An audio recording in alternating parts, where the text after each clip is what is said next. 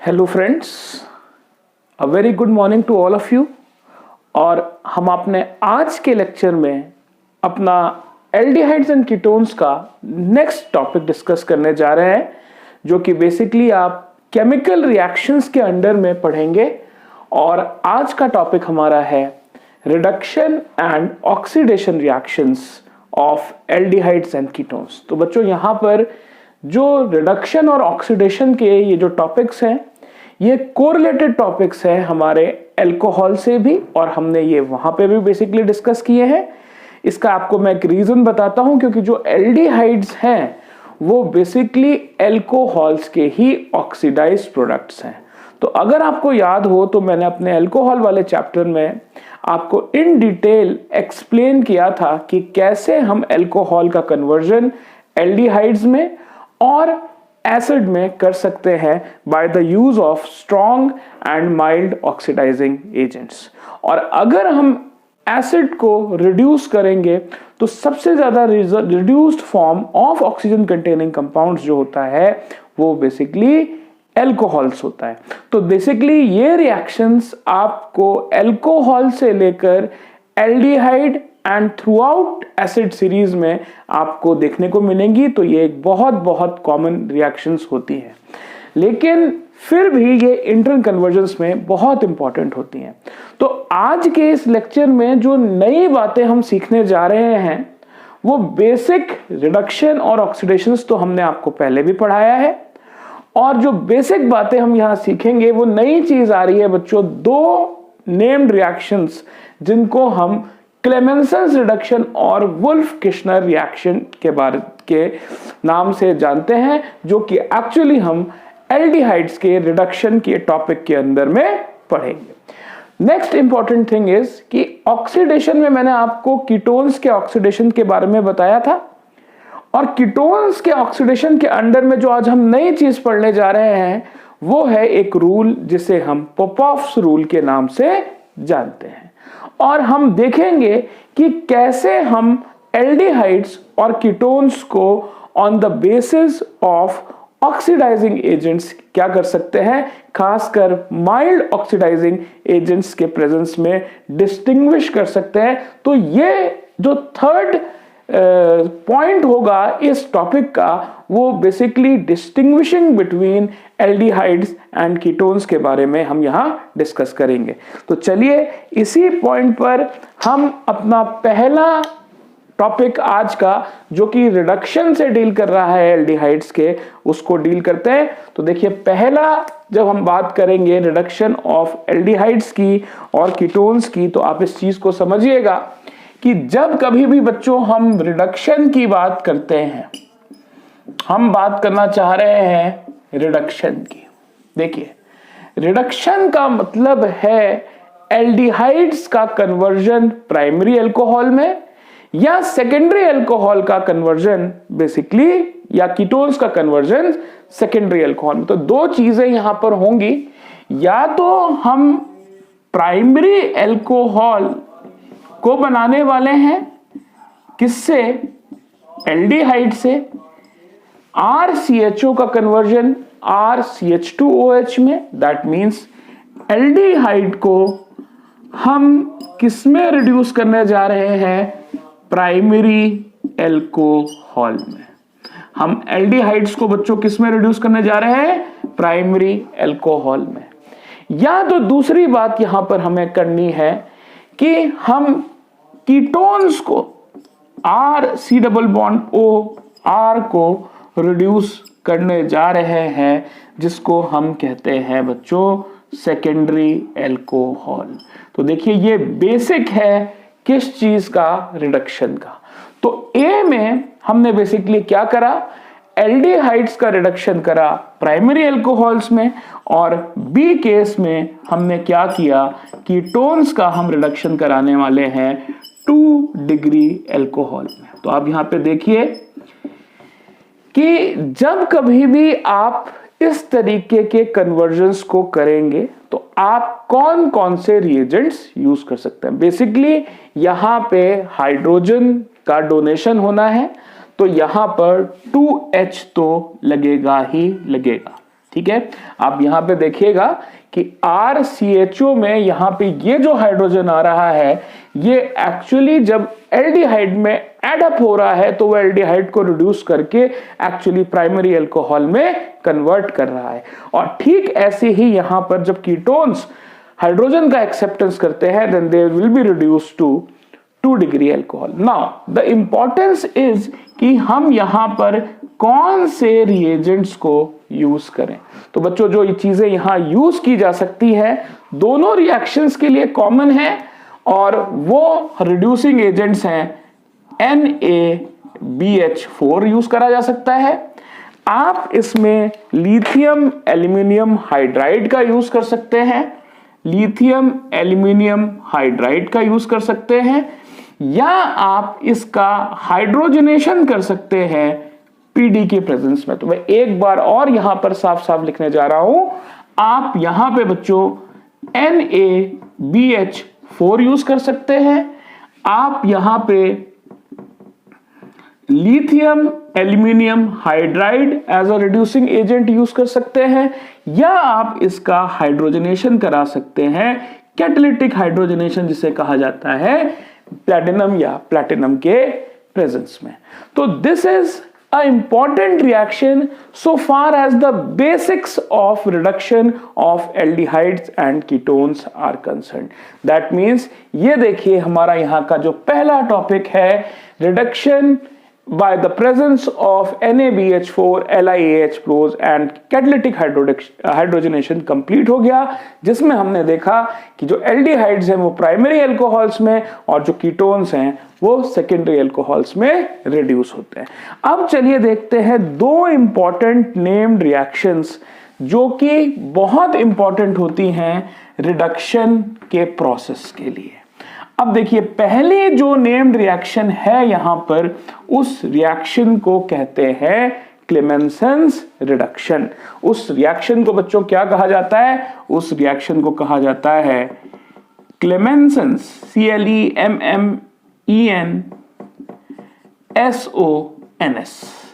क्लेमेंसन्स reduction. अब देखिए हम इसको बच्चों स्टडी करते हैं कि जो क्लेमेंसन्स रिडक्शन है वो एक्चुअली है क्या।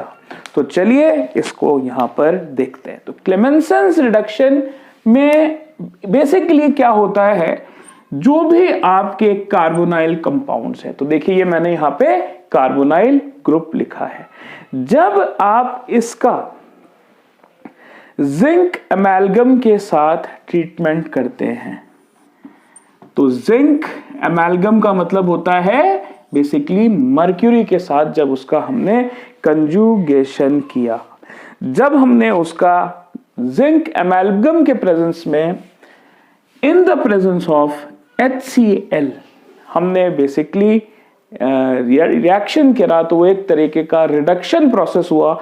और यहां पर बच्चों आप देखेंगे कि एक्चुअली यहां पर ये जो पेयर है इसका काम क्या है कि ये हाइड्रोजन डोनर्स की तरह काम करेगा। तो जैसे ही ये हाइड्रोजन डोनर्स की तरह काम करेगा, आप यहां पर देख सकते हैं कि यहां पर ये 4H जो है यहां पर हमें इस तरीके से लिखने पड़ेंगे कि इस पेयर का काम है हाइड्रोजन को डोनेट करना। अब देखिए होगा क्या कि दो हाइड्रोजन के साथ यहां पे ऑक्सीजन चला जाएगा और ये देखिए वाटर जो है एलिमिनेट हो जाएगा, और जो दो हाइड्रोजन के मोल्स हमारे बचेंगे वो इस कार्बन के साथ अटैच होके बच्चों यहां पे इसको एल्केन में कन्वर्ट कर देंगे।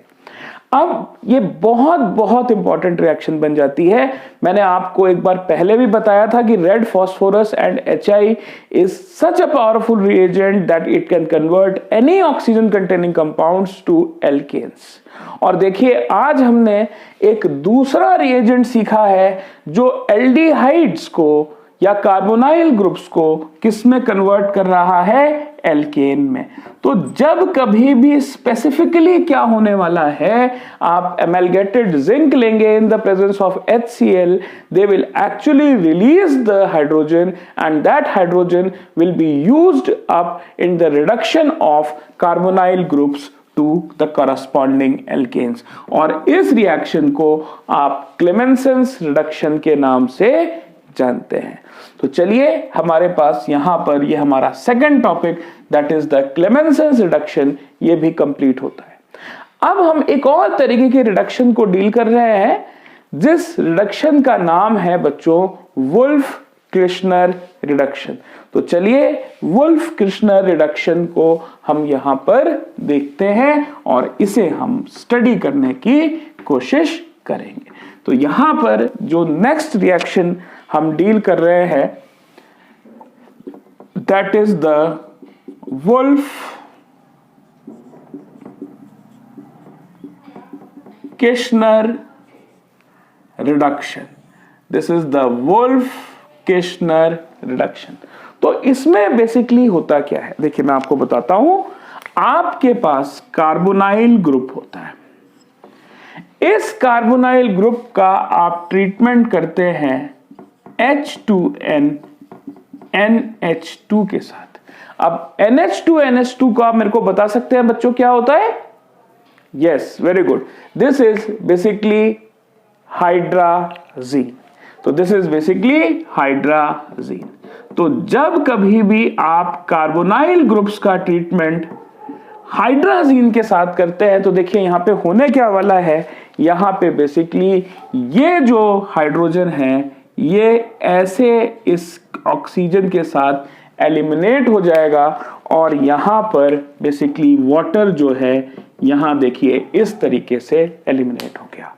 जब ये वाटर यहां पर एलिमिनेट हो गया तो आप यहां पर देखेंगे कि this will form C double bond बच्चों NH2। अब आप यहां पर देख सकते हैं कि अगर मैं यहां से इस नाइट्रोजन को रिमूव कर दूं तो this will basically form what, this will basically form an alkane. This will basically form an alkane. तो अब हमें यह देखना है कि यहां पर यह कैसे होगा।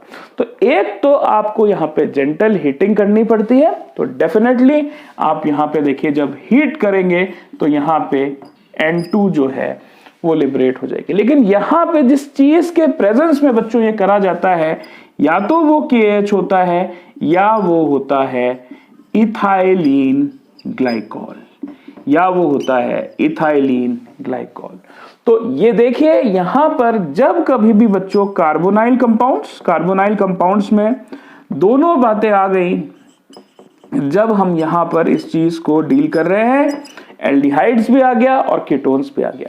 अगर हमने यहां CH3 और यहां H लगाया तो ये एल्डिहाइड हो जाएगा और अगर दोनों substitutions are replaced by the alkyl group then that will be a definitely a ketone. और इस तरीके से ये प्रोसीजर चलेगा। ये देखिए ये कंजुगेटेड कंपाउंड बनाएगा, इसको हीट अप करना है, नाइट्रोजन एलिमिनेट होगी इन the presence of KOH and ethylene glycol to form the corresponding alkanes।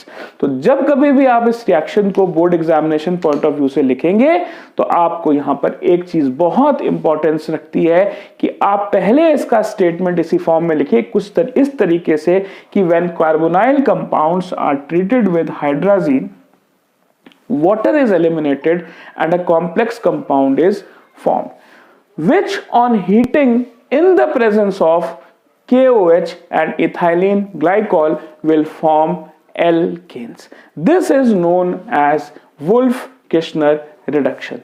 This is basically known as the Wolff-Kishner reduction. और उसके बाद आप इस रिएक्शन को लिखिए, then only you will actually be able to get full score so far as the named reactions are concerned। क्योंकि board point of view से जो नेम्ड रिएक्शंस है वो मिनिमम बच्चों शॉर्ट आंसर्स में 2 मार्क्स की आती हैं। तो देखिए इसी चीज पर हमने अपने तीनों रिएक्शंस को जो कि हमें रिडक्शन में पढ़ने थे, reduction of aldehydes and ketones in the presence of NaBH4, LiAH4 and catalytic hydrogenation, दूसरा क्लेमेंसेस रिडक्शन और तीसरा जो हमारा वुल्फ-किश्नर रिडक्शन है उसको यहां पर बच्चों कंप्लीट कर दिया है। अब देखिए हम यहां पर जो नेक्स्ट रिएक्शन पर जा रहे हैं that is basically the oxidation reactions so far as aldehydes and ketones are concerned। तो चलिए हम यहां पर अब ऑक्सीडेशन रिएक्शंस को स्टडी करने की कोशिश करेंगे। अब देखिए यहां पर हम बात कर रहे हैं बच्चों ऑक्सीडेशन रिएक्शंस की, तो हम बात करने जा रहे हैं ऑक्सीडेशन रिएक्शंस की। और आपको बहुत इंपॉर्टेंट एक बेसिक बताते हैं यहां पर, जो आपने पहले भी पढ़ा है कि जब ऑक्सीडेशन की बात करी जाती है तो आप पूरा का पूरा कन्वर्जन देखते हैं अल्कोहल्स का to aldehydes and ultimately to what acid. That means our ultimate goal is to convert alcohols to aldehydes and ultimately to the carboxylic acids and ultimately to the carboxylic acids. तो अब यहां पे जो important चीज है, आप इस चीज को बच्चों समझिएगा, जो थीम मैं यहां पर ऑक्सीडेशन का यहां से यहां तक बनाने की कोशिश कर रहा हूं वो है क्या। जब कभी भी बच्चों आप कन्वर्जन लेंगे अल्कोहल से सिर्फ एल्डिहाइड का, तो ये माइल्ड ऑक्सीडाइजिंग एजेंट होगा। ये मैंने आपको पहले भी बताया था, माइल्ड ऑक्सीडाइजिंग एजेंट्स। और आप याद करिए यहां पे हमने बहुत इंपॉर्टेंट पीसीसी पीडीसी का यूज किया था। लेकिन आज का जो पॉइंट है वो ये है एल्डिहाइड से एसिड का कन्वर्जन, जब हम एल्डिहाइड्स एंड कीटोन्स की यहां पर बात करते हैं। तो बेटा ये भी जो है यहां पे भी माइल्ड ऑक्सीडाइजिंग एजेंट्स का आप यूज करने वाले हैं, क्योंकि ये बेसिकली स्टेप वाइज कन्वर्जन है।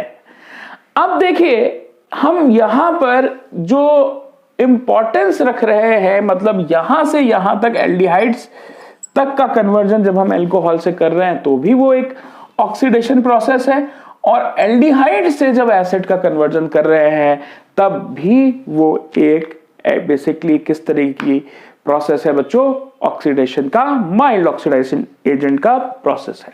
लेकिन जब कभी भी हम डायरेक्ट कन्वर्जन करना चाहेंगे अल्कोहल से एसिड का, तो वो स्ट्रॉन्ग ऑक्सीडाइजिंग एजेंट्स के प्रेजेंस में होगी। तब वो हमेशा स्ट्रॉन्ग ऑक्सीडाइजिंग एजेंट्स के प्रेजेंस में होगी। और इसका मैंने आपको एग्जाम्पल बच्चों बताया ही था। आप KMnO4 यूज कर सकते हैं, आप K2Cr2O7 यूज कर सकते हैं। अगर आप माइल्ड ऑक्सीडाइजिंग एजेंट्स देखेंगे अल्कोहल से एल्डिहाइड से कन्वर्जन की, तो आप PCC, बहुत कॉमनली PDC, इसका यूज कर सकते हैं। जब आप माइल्ड ऑक्सीडाइजिंग एजेंट्स की बात करेंगे तो आप एल्डिहाइड से जब कभी बच्चों एसिड बनाएंगे तो आप देखिए इन दोनों रिएक्शंस का यूज करने वाले हैं, जिनको आप टॉलेंस रिएजेंट और आप बेसिकली फेलिंग्स सॉल्यूशन कहते हैं। आप बेसिकली फेलिंग सॉल्यूशन कहते हैं। अब इंपॉर्टेंस इस चीज की है बच्चों की, ये तो मैंने यहां पर बेसिक लिख दिया कि ऑक्सीडेशंस में एल्डिहाइड्स का जब ऑक्सीडेशंस करते हैं तो बेसिकली एसिड में तो वो स्ट्रॉन्ग होगा, तो सीधे आप अल्कोहल से एसिड में कन्वर्ट करेंगे। और अगर आपको माइल्ड करना होगा तो खासकर आप टॉलेंस और फेलिंग्स यूज करेंगे। तो अभी इस चीज को बच्चों यही देख लेते हैं कि जो यहां पे जो टॉलेंस और फेलिंग सॉल्यूशन होता है वो होता क्या है और वो किस तरीके से काम करता है। और एक इंपॉर्टेंट चीज मैं आपको उससे पहले यहां बताऊंगा कि एल्डिहाइड्स का तो बच्चों हमने यहां पे ऑक्सीडेशन देख लिया, लेकिन कीटोन्स का माइल्ड ऑक्सीडाइजिंग एजेंट्स के प्रेजेंस में ऑक्सीडेशन नहीं होता है। तो आप इस चीज को हमेशा ध्यान रखिएगा, ketones are not oxidised in presence of mild oxidizing agents.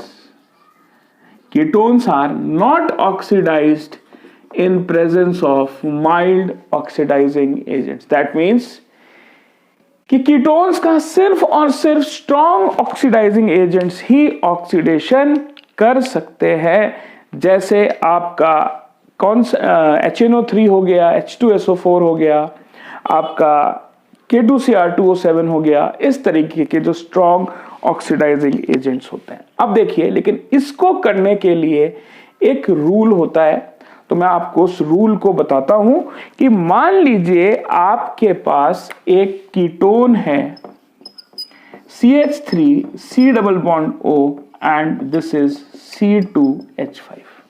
अब देखिए, अगर दोनों एल्काइल ग्रुप सेम है तो कोई प्रॉब्लम नहीं है, लेकिन अगर दोनों एल्काइल ग्रुप्स डिफरेंट हैं तो डेफिनेटली यहां पर प्रॉब्लम है। तो आप जब इसका ऑक्सीडेशन करेंगे, मान लीजिए हमने यहां पर HNO3 as a strong oxidising agent use किया, तो डेफिनेटली ये नॉर्मली जो कन्वर्ट होगा वो कन्वर्ट होगा एसिड में। लेकिन एसिड में कन्वर्ट होने के लिए एक चीज बच्चों इंपॉर्टेंट हो जाएगी, आपको ये समझना पड़ेगा कि ये जो छोटा और जो हैवी, जो हमारा लाइटर और जो हैवी एल्काइल ग्रुप है, ये किस कार्बोनाइल कंपाउंड कौन, ये इनमें से कौन सा कार्बोनाइल ग्रुप के साथ जाएगा। तो आपको ये समझना पड़ेगा, ये लाइटर वाला जाएगा या ये हेवियर वाला जाएगा। तो यही एक्चुअली पोपॉफ्स रूल है। तो इस चीज को हमेशा याद रखिएगा कि जब कभी भी कीटोन्स का ऑक्सीडेशन स्ट्रॉन्ग ऑक्सीडाइजिंग एजेंट्स के प्रेजेंस में होगा, तो आप इस चीज को हमेशा ध्यान रखिए कि जो लाइटर एल्काइल ग्रुप है वो हमेशा कार्बोनाइल ग्रुप के साथ जाएगा। आई रिपीट कि जो हमेशा लाइटर एल्काइल ग्रुप है वो कार्बोनाइल ग्रुप के साथ जाएगा। दैट मींस यहां पे जो CH3 है वो C2H5 के मतलब कंपैरिजन में एक लाइटर ग्रुप है, then that will go with the carbonyl group. Always and always the lighter alkyl group will go with the carbonyl group. तो मैंने इसको 4 बार बोला है, आपको होपफुली ये समझ में आया होगा। अब जब ये बच्चों इसके साथ गया तो ये देखिए 2 कार्बन वाला एसिड में कन्वर्ट हो जाएगा, और जो 2 कार्बन वाला एसिड है वो बेसिकली एसिटिक एसिड, ये देखिए ये कन्वर्ट हो गया।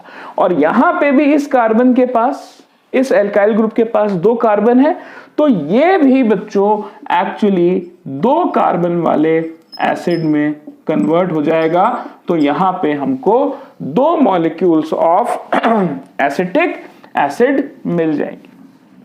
अब सपोज हमारे पास यहां C3H7 होता, तो आप यहां देखते कि यहां पे एसिटिक एसिड प्लस यहां पे CH3CH2COOH मतलब प्रोपेनोइक एसिड हमें यहां मिलता। तो बिना पोपॉफ्स रूल को समझे हम basically oxidation of ketones in the presence of strong oxidising agents कर ही नहीं सकते। तो अगर आप यहां पर देखेंगे तो NCERT में भी इस चीज को यहां पर ऑक्सीडेशन के नीचे समझाया हुआ है, बस यहां पर पोपॉफ्स रूल को कंसिडरेशन में नहीं लिया। लेकिन इंपॉर्टेंस है कि इस चीज को हमें मिस नहीं करना है जब कभी भी हम बात कर रहे हैं oxidation of ketones in the presence of strong oxidising agents. Mild oxidising agents के प्रेजेंस में तो कोई भी प्रॉब्लम ही नहीं है, क्योंकि जो कीटोन्स हैं वो माइल्ड ऑक्सीडाइजिंग एजेंट्स के साथ रिएक्ट ही नहीं करते। अब इंपॉर्टेंस आप इस चीज की समझिए बच्चों कि एल्डिहाइड्स जो है वो बेसिकली ऑक्सीडाइज होते हैं एसिड में माइल्ड ऑक्सीडाइजिंग एजेंट्स के प्रेजेंस में, लेकिन कीटोन्स नहीं होते। दैट मींस कि ये बेसिक डिफरेंशिएटिंग टेस्ट बन जाएगा एल्डिहाइड्स और कीटोन्स में। Oxidation occurs of aldehydes in the presence of mild oxidising agents, और वो माइल्ड ऑक्सीडाइजिंग एजेंट्स कौन से हैं? वो माइल्ड ऑक्सीडाइजिंग एजेंट्स हैं Tollens reagent and Fehling solution. But Tollens reagent and Fehling solution will not be able to actually oxidize the ketones. Hence, the use of the mild oxidizing agents, particularly Tollens reagent and Fehling solution, becomes the primary test to distinguish between aldehydes and ketones. तो चलिए अब हम यहां पे देखते हैं कि Tollens reagent के साथ एल्डिहाइड का रिएक्शन कैसे होता है और जो फेलिंग सॉल्यूशन है उसके साथ इसका रिएक्शन एल्डिहाइड्स का कैसे होता है। तो चलिए यहां पर अब हम टॉलेंस रिएजेंट की यहां पर बात करने की कोशिश करते हैं।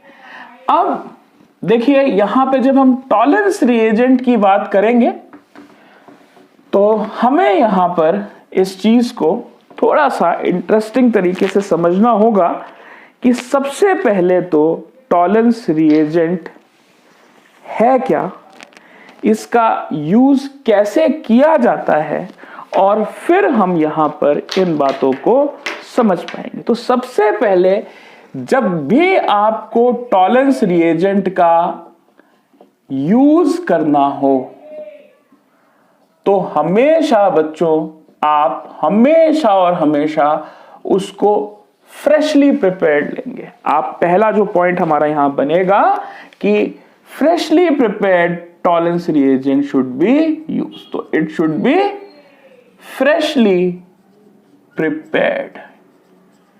ठीक है, तो ये इंपॉर्टेंट चीज है क्योंकि अगर आप इसको थोड़ी देर स्टैंडिंग पे छोड़ देंगे तो ये अपनी प्रॉपर्टी खो देता है और फिर ये as a reagent in the chemical test use नहीं हो सकता। दूसरी इंपॉर्टेंट चीज ये है कि टॉलेंस रिएजेंट होता क्या है। तो Tollens reagent is freshly prepared, यही लिख देते हैं बच्चों, सिल्वर नाइट्रेट सॉल्यूशन। ठीक है, freshly prepared silver nitrate solution जो कि बेसिकली अमोनिकल होना चाहिए। ठीक है, जो कि बेसिकली अमोनिकल होना चाहिए। तो अगर आप इसके बेसिक फॉर्मूले को पढ़ेंगे बच्चों तो ये है AgNH3 होल ट्वाइस, और यहां पे आप इसको पॉजिटिव लगा दीजिए। तो यहां पर ये बेसिकली इस तरीके से आपको यहां पर इसका फॉर्मूला देखने को मिलेगा। अब यहां पर आप देखेंगे कि जो टॉलेंस रिएजेंट की जब कभी भी हम बात करते हैं तो ये एक सिल्वरी वाइट कलर का सब्सटेंस देता है जो एक्चुअली बच्चों सिल्वर होता है। तो यहां पे आप देखेंगे कि यू विल एक्चुअली ऑब्टेन या एक्चुअली सिल्वर मिरर, मैं सीधे सीधे लिख देता हूं सिल्वर मिरर, जो कि बेसिकली क्या होता है, Ag is produced. Ag is produced. अब देखिए रिएक्शन क्या कहती है। जब कभी भी आप एल्डिहाइड्स को आप टॉलेंस रिएजेंट के साथ, that means AgNH3 whole twice और ये कोऑर्डिनेटेड पॉजिटिव रिएक्ट करेंगे इन बेसिक मीडियम, तो 3OH नेगेटिव। तो देखिए होगा क्या कि ये जो एल्डिहाइड्स है अपने करस्पॉन्डिंग एसिड्स के सॉल्ट्स में कन्वर्ट होंगे, तो ये RCOO नेगेटिव हो जाएगा। प्लस यहां पर आप देखेंगे बच्चों वाटर एलिमिनेट होता है 2 moles, 4 moles of ammonia eliminate होगी, और यहां पर आप देखेंगे बच्चों 2 मोल्स ऑफ Ag प्रोड्यूस होगा। तो आपको ये सारी चीजें तो नहीं दिखेंगी, लेकिन definitely you will see a silvery white mass which you call as Tollens reagents, which you call as tollens reagent. Sorry, which you call as silver mirror, which you call as silver mirror. तो ये देखिए ये आपके पास silver mirror यहां पर बन गया। ठीक है, तो ये आपके पास देखिए सिल्वर मिरर यहां पर जनरेट हो गया।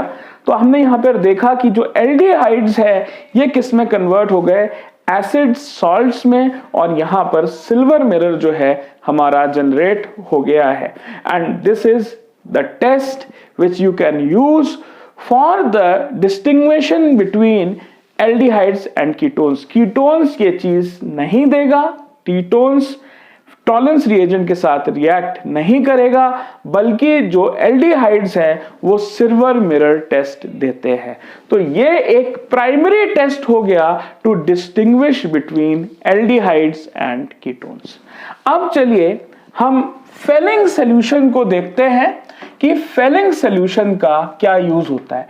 बच्चों उसका भी रिएक्शन यही होता है, मैं आपको अभी बताता हूं, उसका भी रिएक्शन यही होता है। तो इतनी चीजें हम बच्चों कॉमन रख सकते हैं, हमें कोई भी प्रॉब्लम नहीं आने वाली। तो हम पूरी रिएक्शन पहले लिख देते हैं, 2Cu2 positive plus 5OH negative will give RCO negative plus Cu2O plus 3H2O plus 3H2O। अब ये यहां पर रेड ब्राउन पीपीटी के फॉर्म में आ जाएगी, ये रेड ब्राउन पीपीटी के फॉर्म में आ जाएगी। तो चलिए पहले हम देखते हैं कि फेलिंग्स टेस्ट क्या होता है। ये तो उसकी रिएक्शन है। अब फिलहाल हम यहां पे फेलिंग्स टेस्ट की हम यहां पर बात करते हैं। तो देखिए फेलिंग के दो सॉल्यूशन होते हैं। एक होता है बच्चों जिसको हम कहते हैं फेलिंग्स ए, और एक होता है फेलिंग्स बी। दोनों का एक ही पर्पस होता है कि ये जो 2 पॉजिटिव आयंस आपको मिले हैं इनको फर्निश करना, और ये चीज देखिए यहां पर आ रही है। अब हमारे पास इंपॉर्टेंस ये है कि जो फेलिंग्स ए है वो क्या होता है और जो फेलिंग्स बी है वो क्या होता है। तो अगर आप सिर्फ एक्वस कॉपर सल्फेट सॉल्यूशन की बात करेंगे, अगर आप सिर्फ एक्वस कॉपर सल्फेट सॉल्यूशन की बात करेंगे तो वो फेलिंग्स ए होता है। और अगर आप बात करेंगे बेटा alkaline sodium potassium tartrate solution की, अगर आप बात करेंगे एल्कलाइन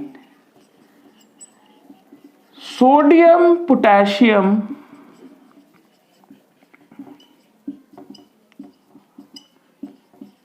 टार्ट्रेट सॉल्यूशन की, जिसे हम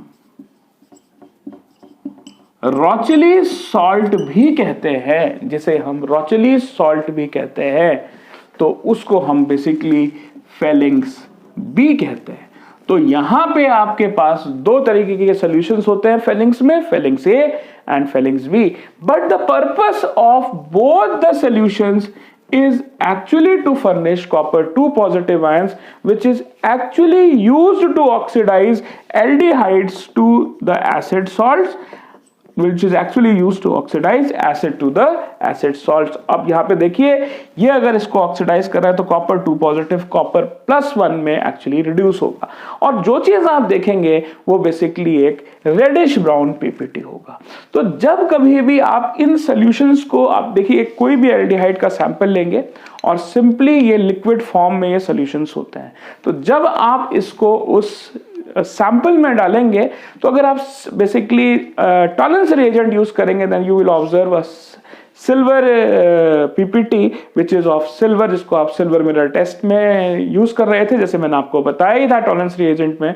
और इस केस में आपको एक रेडिश ब्राउन पीपीटी बेसिकली मिल जाएगा। तो ये दोनों test basically the Tollens and the Fehling's solution test is used to distinguish between aldehydes and ketones। तो अपने इस लेक्चर के पार्ट में मैंने बेसिकली रिडक्शन रिएक्शंस, NaBH4 जिसमें हमने LiAH4 and catalytic reduction, Clemmensen reduction, wolf-Kirchner reaction, और oxidation reactions में general oxidation reactions of aldehydes और कीटोन्स में आपने बेसिकली पढ़ा कि माइल्ड ऑक्सीडाइजिंग एजेंट से कीटोन्स एक्चुअली ऑक्सीडाइज नहीं होता है, लेकिन जब कभी भी हम स्ट्रॉन्ग ऑक्सीडाइजिंग एजेंट्स यूज करेंगे तो कीटोन्स पोपॉफ्स रूल के तहत एक्चुअली ऑक्सीडाइज होगा, जिसमें जो लाइटर ग्रुप होता है वो हमेशा कार्बोनाइल ग्रुप के साथ जाता है और उतने ही कार्बन वाला एसिड बना देता है। और हमने देखा कि कैसे टॉलरेंस रिएजेंट और फेलिंग सॉल्यूशन यूज किए जाएंगे एल्डिहाइड्स और कीटोन्स को डिस्टिंग्विश करने के लिए।